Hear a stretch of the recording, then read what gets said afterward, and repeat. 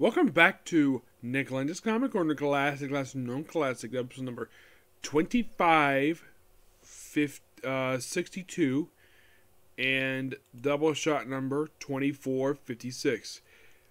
This is going to be the first of 3 straight comic corners I'm working on. Yep. Now, some of you might be curious, though, like, okay, didn't you say you can start basically some anime reviews today? Yes, that's what happened today. And I'm also going to be starting a brand new anime. You'll find out later what it is. It's something that I've been interested to do for a while, and I'm finally going to do it. You'll find out later what it is, okay? Now for this one, most of all, we have a standalone trade and the finale for a run from Marvel Comics. First one from DC Comics, we have Superman Beyond, Man of Tomorrow. Yep. These are the stories featuring Superman from the CAU in the timeline of Batman Beyond. Yep. And it's revealed at this point in time that apparently he did marry Lois from the series, and then she died at some point. Now, I have heard also that he tries to, start a new relationship. That doesn't happen here. Maybe because it happens in his book, but so this book in particular, by the way, is written by J.T. Kroll, Paul Levitz, Ron Fritz, and Tom DeFalco. Artwork by Howard Porter, John Livesey, Reynaldo Govsey, Josie Wilson, Tom DeFalco, yeah, he does artwork too, Ron Fritz, and Sal Buscema. This front cover here, that is Howard Porter and John Livesey. This book collects Superman Beyond, issue 0. The Superman Beyond, the first 10 chapters, the digital one, which is also collected in, I think, the first, 10 issues of Batman Unlimited, along with Superman / Batman and number 4, which is in right here. Yeah, mostly put, you can think of it as, this is the one with Paul Levitz. It focuses on Batman, but it's mostly put in this timeline. This is where we reveal that apparently Lois died at one point. Yes, Lois died. Yes. Jimmy is mentioned here. Also, we have these guys back into the Forest of Solitude, where we see the various Superman costumes he wore over the years. We see it look like his current costume, his costume he wore for the animated series. Probably also one he wore in the 90s as well. I think that was one of the 90s. The black suit, which apparently it's implying in this continuity that the death of Superman did happen, and he came back with a black suit. And here he's wearing this outfit here, which I believe is based upon the King of Come suit, and we have the Electric Superman. So it's implying that, all this stuff happened in this continuity. And then we see Lex Luthor here, where he's trying to think of Superman one last time. And then we have it where, get this, so basically, Superman does something. He banishes Lex Luthor to the Phantom Zone, where apparently they also see General Zod and Ursa and Mon-El, which I believe this may have been his first in-continuity appearance, because I don't remember appearing on the Superman animated series. My guess is probably the reason why he was thrown in here, because Paul Levitz writing lead superhero, because Paul Levitz was a long-term lead superhero, so of course he threw him in here. And apparently, Batman is asked to be the warden of the parole board for the prisoners. Leave Lex Luthor there, but anyone else can come in if they want to. And then leading to Superman Beyond issue 0, which is Tom DeFalco, Ron Fritz. Which is most of what's, and here's the reason why, because at the end of this annual, he goes off-world. And this leads into basically what we see in Superman Beyond issue 0, where he's off-world, battling some alien invasions, visiting people. Justice League is here, and of course, then we see Jimmy Olsen. Yes, I believe it's implied Jimmy Olsen, I believe, is the publisher of Daily Bugle, the Daily Planet. Yeah, so he gets the job back with him.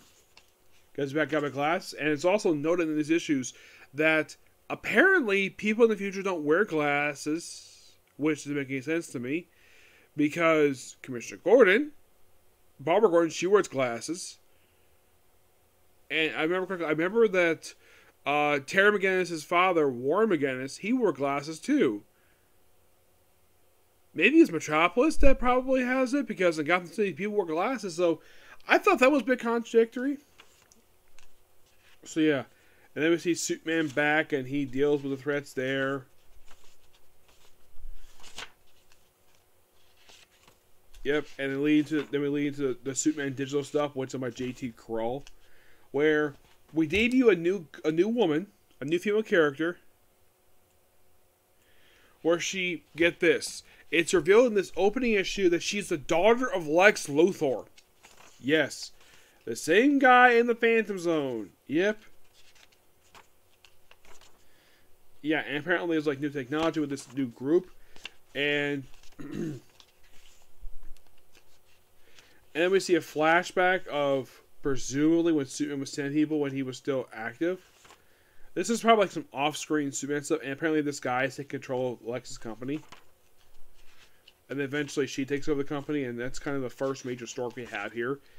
And then, like, oh, she wants to go see Mr. Stone. Like, get back in the line, lady. And she's like, I'm not taking no offense, or shocks them. And then she's invited in, and it turns out Mr. Stone, the one she's visiting, is none other than Solomon Grundy, born on Monday. Yep. Which, how the heck was he revived in this continuity? Because last time I saw him, he got whacked in the head by Hawkgirl. In his last appearance in the animated series. Nope. Here he is, alive and well, despite the fact he got whacked. I think that's still like the mark in his face when he got whacked by Hawkgirl. Yeah, well, apparently now he's... Yeah, here's the thing about Mr. Stone, a.k.a. Joe Solomon Grundy. He's basically, it's like J2 Kroll has basically made him DC's version of Joe Fixit. With the business suit. By the way, in case some of you are curious though, Solomon Grundy's real name is Cyrus Gold. And the one thing DC Comics has never promoted over the years, despite the fact it's clearly true, Solomon Grundy is not a Batman villain.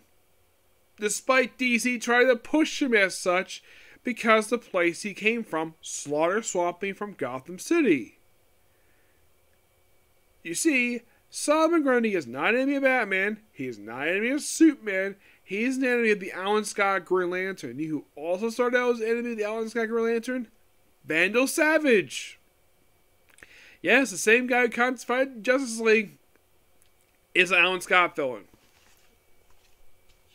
Yep, so, yeah, and of course, Superman immediately breaks out, oh, hi, Grundy. Fights with him.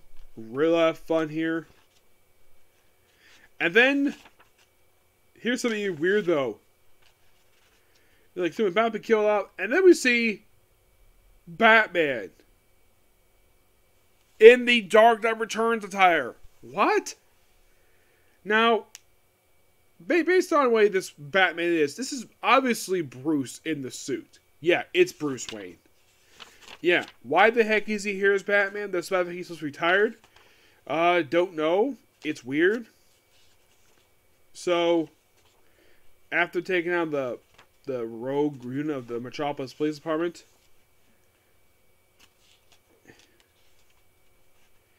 and do his other stuff here. Really nice ending, and I love this. I thought this book was really, really good.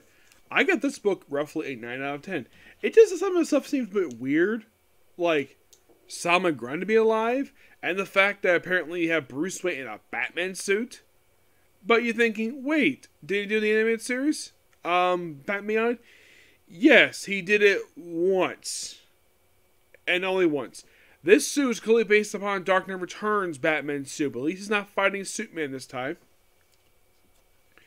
Next up we have is Deadpool by Alyssa Wong, Volume 2.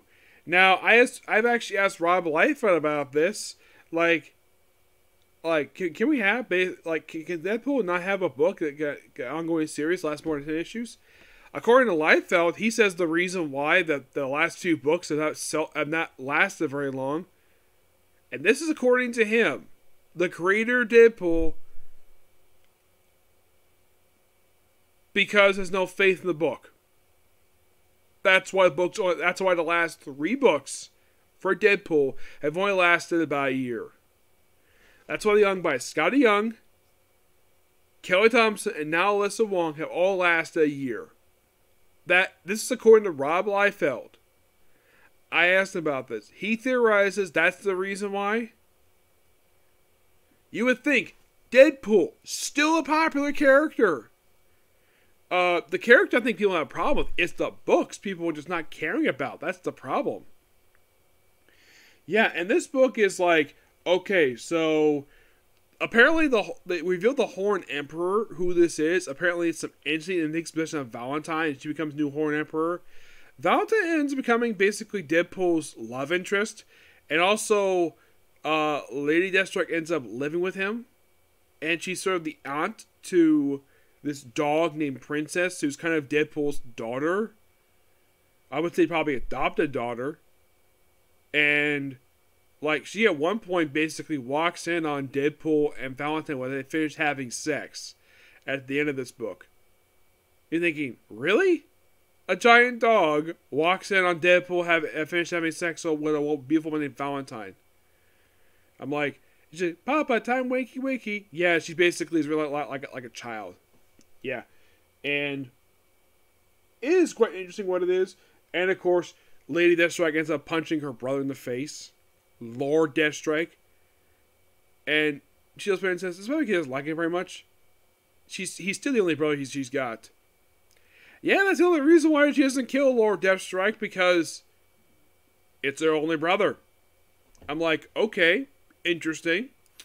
Pretty interesting book what it is. I do like this book is kind of wrapped up here. I kind of wish it's like basically you finish this book, it's like, oh, we could do more, but nope, we have to cancel this book at the 10 issues, presumably due to low sales. I'm gonna give the book roughly 9 out of 10. Oh, forgot the artwork here. The artwork is written by, drawn by. It is done by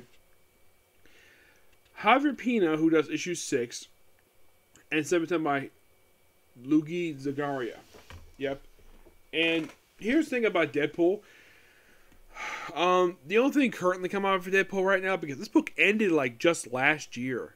Yes. So, the next time we have a Deadpool come out, the only thing coming out from right now is Batter Blood. And that's it. That's the only thing recently come out from him. And apparently, there's a sequel to that one coming out soon, according to Life. I mentioned on his Whatnot stream. This one called Last Blood, which basically is probably the final part of that trilogy of stories, maybe. It's presumed, I'm not sure, but that's what Liefeld said on the Whatnot stuff, so yes. Though he did correct me on something that I had mistakenly assumed for years. I think a lot of people have mistaken this for years. That Wolverine's iconic yellow, black, and blue costume, like, a lot of people assume Jim Lee designed that costume. A lot of people I know basically point to him as the creator of that costume. But according to Liefeld, nope, that is completely untrue. It could be a misconception because the fact Jim Lee drew a lot of that costume. Possibly. But according to Rob Liefeld, the creator of that costume was, in fact, John Byrne.